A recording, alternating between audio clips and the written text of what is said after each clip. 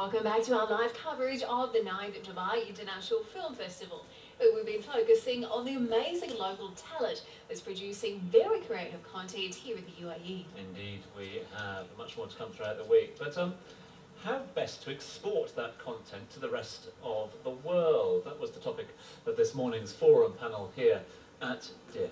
So here to discuss their experiences, joining us once more, filmmaker Naila Al-Kaja and forum panellist and producer Bassel Haja from Reed Media. Thank you for joining us. Now Bassel, I know you actually went to this big panel discussion this morning. It was quite an early start today. What was the biggest focus? Earlier you were telling me that certainly a big challenge is that it's all well and good to be able to buy international content, but there's a big challenge in terms of selling Arabic content. Exactly. It's a very big challenge and something I have taken a personal charge of it because I've been going to MIP for 20 years as a distributor and importing products from the West. For the last 10 years I've been taking care of MIP TV. What is MIP is an international market for content. It's a 50 years old market. And this is where we have, 4,000 people come from all over the world to buy products. I thought to myself, why we are always buying the Western product? Let's start selling the Arabic product. And that's when we came to DIFF like 2 years ago, and we discussed this issue with the management of DIFF and the people who are making the films and winning at the end of the day. What do they do with these films? Do they keep them on the shelf or they go somewhere and try to sell them? So we made this partnership between MIP TV and DIFF, whereby 3 of the winners or the filmmakers chosen by the DIFF or management will go with us next MIP TV in April to showcase their films in our platform, whereby we provide them a stand and exposure to the buyers of the world. It's an amazing experience, isn't it, for sure, and getting that experience, I suppose, is key. But I want to ask you, how do you think we can try and make the Arabic content more marketable to the world? What's stopping us from reaching that next step? I think savvy producers would be someone who would not just look at it from the equation of making the film, but think 2 or 3 years ahead. What are the different ancillaries that they can spot the film in? Different markets have different needs. Language, we always say, is a big barrier because the Arabic language could sometimes not be as appealing to a lot of different markets. But then the Arab world has incredible stories, and I think, as you have said, what we have seen like some wonderful films that definitely have a market. But I just think what you're doing is something incredible because they're bridging. They're creating an education and they're bridging us to the rest of the world. And I just think, just like everything else, it needs time. And I think in 20 years, this conversation will be completely different. So we just have to be a bit patient. Because the whole Arab world, getting into the whole film fever is something that's recently, market-wise, has really been... whether it's Arab filmmakers being nominated for Palme d'Or or even the academies, this is all very recent. So all of this is putting the Arab world in the platform and makes it way more interesting for buyers from all around the world to come and look at the films. Because we've seen obviously a noticeable increase in commercial and satellite operators across the region at the moment. Here we're celebrating film, but content as a whole, Basil. Are we talking about content as films being exported to the rest of the world? Television shows? Actually, our market is mainly like TV content, but looking at it is 70% are TV content, 30% are films or films made for television.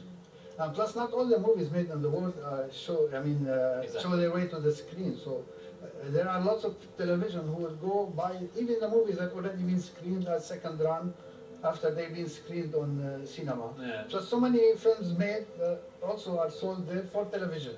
Yeah. So still, the film, our market is important for the filmmakers as well. Well, I think that's a point that maybe Naila, you'd like to comment on as well.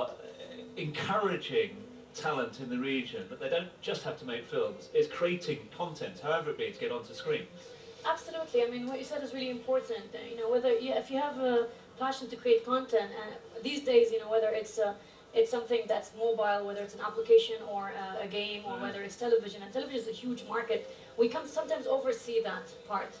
that you can create content and like for instance if someone's doing a genre film, let's say for instance if it's a horror film, you can actually make episodes and sell that to TV. And a lot of films do get directly on TV without going to theater. I mean, it's one thing that we have a challenge to export our Arabic material. The West has the same problem. I know a lot of independent, fantastic, films from Britain and Brazil and the US. They struggle getting their films bought. So imagine us on the other end of the world. So, competing with America for the films. exactly. Yeah, we all suffer in the film area. Yeah, the big players are still very dominant, and it's a monopoly. So very quickly, what's key to changing that? Government support. I know you've also had some interesting comments about using DIFF proceeds to be able to invest it back in the local market as well. Exactly, that's one thing, and what can I don't know if you feel the same way. I think what would also shift the dynamics would be the breakdown of basically killing the middleman. If films are now being generated directly through a wireless system into your machine, where you can buy it without going through the middleman, I think a lot of independent filmmakers will be able to sell their film to exhibitors directly. I don't know how much truth that there is in that. There is. Would that change There the is form? some thinking be going on here, but I don't know how well It's the going to the be. new gossip of filmmaking. Actually, it's like what they do in France. They charge every household little money per month. Here it's everything for free. We see all our channels, if they charge every household little money in the whole Arab Peninsula, Right. or each country can take that money and invest it in the filmmaking and give people who are making films as compensation or as support, or the government can also add to this budget. And then we have enough money to make good films and Yes. take it to the West. Or That's anywhere fantastic. And the government grants are This so is important. really, We I still mean, don't that's- have Well, this is the gossip as it's happening at the moment. This is the debate. We want to continue this debate, so if we can ask you both to stick with us. We're going to go to a short break now, though. After that, looking forward to this one, not only more thoughts, but also an exclusive interview with music star Brian Ferry right here in Dubai for tonight's IWC charity event. We'll be right back. Stay with Dubai One.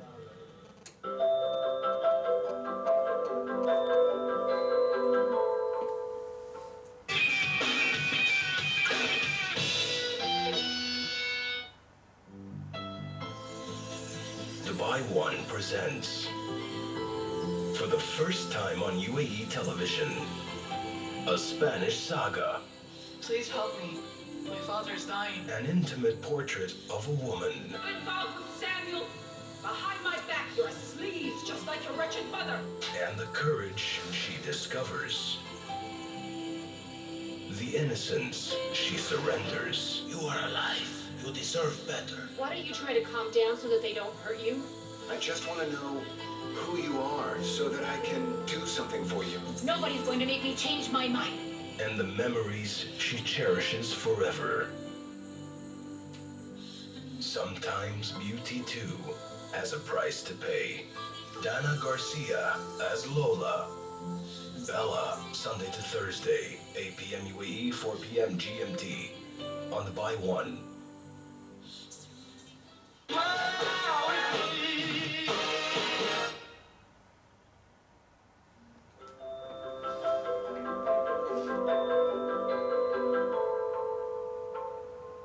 Welcome back. You're watching live coverage of the 9th Dubai International Film Festival. If you'd like to comment on the show or the films that you're looking to see this week, make sure you tweet us your thoughts with hashtag DMIDiff. Now this evening we'll be speaking with some very interesting guests. They have very kindly agreed to stay with us. Naila, Basil, thank you for joining us once more. So certainly it is a massive week at DIFF. Basil, I want to ask you, what are you most looking forward to seeing at the festival this week? For you personally, in your work distributing particularly, what do you think the big focus is for you this week at the festival? For the last year or so, I made a campaign in the newspapers, especially with importing the Turkish dramas, and which made a big success in the Arab world. And that started like a small, maybe a game or a joke where they imported one show for a very little money, and this prices, it became so successful, these dramas, that the prices went out of bound. Now, if you go to any Arab broadcaster and ask them to pay half of what they pay for the Turkish drama, and give the money to the poor producer to make as good drama, and then we be able to take it somewhere. And language is no barrier anymore if you say Arabic, because now they have something called format. If the West or any other country that non-speaking Arabic, like a story from here or a drama already made, they can buy it as a format, and then they use their own talent, okay, and then they change it a little bit, adapt it to their culture, and produce the same show. News that no doubt will come as music to the ears of filmmakers, content makers in the region then. Yeah, basically like all these singing shows, you know, without mentioning them, they're all format from different countries and people adapt them to their countries. But talking about government grants, it's really important to mention that the UAE has really supported filmmakers with creating content for short. And I know now the natural development would be to create content for long format feature film. And of course, speaking of content, now you've got a big announcement. Working with City of Life's director, I believe. We've been hearing reports tonight. So rumor has it then. It must be true in that case. We're going to be announcing it tomorrow. Very exciting. What happens to the shorts produced actually? It's something I don't really know. Unfortunately, we've run out of time on this one for this occasion, no but we will have you guys. But feel free to discuss amongst ourselves. In fact, what we're going to have to do is we can't keep Brian Ferry waiting any longer. The red carpet action is not solely reserved for the film festival stars. Are also in town for tonight's special IWC charity fundraiser. One of those celebrities you were talking about, of course, is hit singer Brian Ferry. Earlier on, he gave us this exclusive interview.